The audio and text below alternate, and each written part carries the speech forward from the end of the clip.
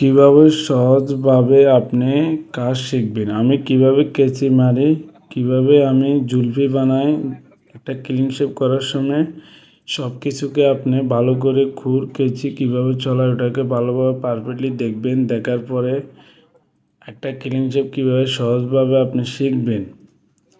আর কীভাবে আপনি সহজ করে একটা মানুষকে এত বড় দাড়িকে আপনি জীবনে ফোম ক্রিম লাগাবেন না। আগে দিয়ে আপনার থেকে মেশিন আছে, আপনি মেশিনটা তো এমনি দিয়ে ছাদে ফেলা রাখেন। তা আপনি ব্যবহার করেন কাজের মেশিন। আপনি ছোটো করে ট্রিমার দিয়ে সুন্দর করে ট্রিমার দিয়ে দেখা গেছে আপনার দাড়িগুলো ছোটো করে সুন্দর করে তাকে আগে সুন্দর করে আপনি যখন পালাই দিবেন, পালাই দেওয়ার পরে আপনি নিজেও খুশি, উনি নিজেও খুশি। কারণ এত বড় ঘন দাড়ি আপনি যখন ফোম ক্রিম লাগাবেন, এই দাড়িগুলো উনিও ব্যথা পাবে, আপনি নিজেও টানে ব্যথা পাবে, কষ্ট হয়ে যাবে। পাশাপাশি উনি ভালো না লাগলে আপনার কাছে আসবে না। 3 নম্বরে যে আপনার এখানে যে চুলগুলো যে ঘন ঘন, ওই চুলগুলো যদি আপনার এখানে ব্লেড দিয়ে কাটতে যান, ব্লেডে নষ্ট হবে। কারণ একটা জায়গায় 3টে লাগাবেন।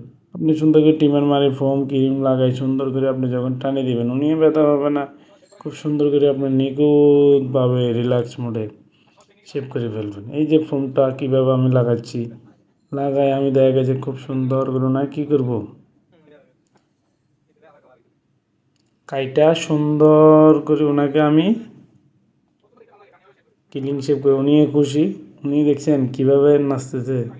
হ্যাঁ, আমি এখন খুঁটটা কীভাবে চালাচ্ছি দেখেন। খুঁটটাকে আমি কীভাবে ধরছি, কীভাবে আমি টানতেছি, কীভাবে স্ক্রিন ধরে ধরে আমি টানতেছি।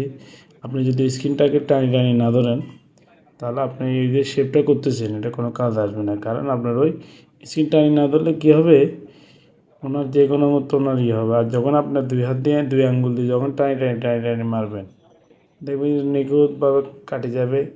উনিও মজা পাবে, আপনিও মজা পাবেন। হ্যাঁ, আমার অনেক মানুষ হয়তো দেখা গেছে আপনার খুঁত টানার অ্যাঙ্গেলে বোঝে না। খুঁত ধরাটা তো আপনি দেখতে হবে। তো সব কিছু মিলে আমি কীভাবে টানতেছি এগুলো ফলো করেন, তাহলে আপনি আগাইতে পারবেন। হ্যাঁ, আর বারবার এক ভিডিওটা দরকার হলে না বুঝতে বারবার দেখুন, দেখে দেখে কিছু শিখেন। আমার বিশ্বাস আপনি ক্লিন শেভটার সহজ টেকনিক এখান থেকে আপনি শিখে যাবেন। আপনি একটা জিনিস দেখেন, অনেকে বড় বড় দাড়ি হেনা করে এগুলোকে টানে। আমার মতে এটা একটা ভুল। যে কোনো সেলুনওয়ালা বলেন, বাসায় বলেন, আপনি বাসায় যদি শেভ করে থাকেন, আপনি কী করবেন, মেশিন মারে দিবেন। মেশিন মারি পরে ফোম দিয়ে টানি খুব সুন্দর করে আপনি নিখুঁতভাবে শেখেন। বড় দাড়িতে লাগাবেন, ফোমও বেশি লাগবে, সময় নষ্ট হবে, ব্লেডও নষ্ট হবে। তা আপনি সহজ টেকনিকে সুন্দর করে কাটেন, অসুবিধা আছে? এই যে মনে করেন ওনাকে খুব সুন্দর করে আমি এক টানে ক্লিন করেছি। অনেকে আছে যে 2 টান মারে। আপনি 2 টান কেন মারবেন? আপনি যদি টেকনিক জানেন, খুব ভালো করে যদি ভালো ব্লেড ইউজ করেন, যেমন আমি জিলেট ব্লেড ইউজ করি, খুব সুন্দর করে টানিয়ে দেখা যায় যে আমি ওনাকে এক টানে ওনাকে খুশি করে ফেলছি।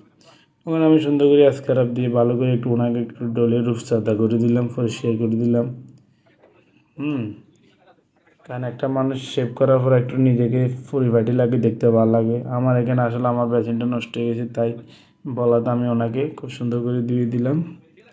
তো চাইলে যে কেউ আমার কাছে আসতে পারেন, আপনাদেরকে আমি ধুয়ে রূপসাদা করে দেব।